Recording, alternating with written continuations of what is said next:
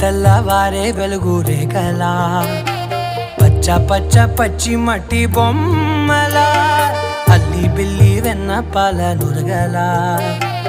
అచ్చ తెలుగు ఇంటి పూల కొమ్మలా దేవదేవుడే పంపగా ఇలా దేవతే మా ఇంట అడుగే పెట్టెనంట బ్రహ్మ కళ్ళలో కాంతులే మా అమ్మలా మా కోసం మళ్ళీ లాలి పాడేనంట.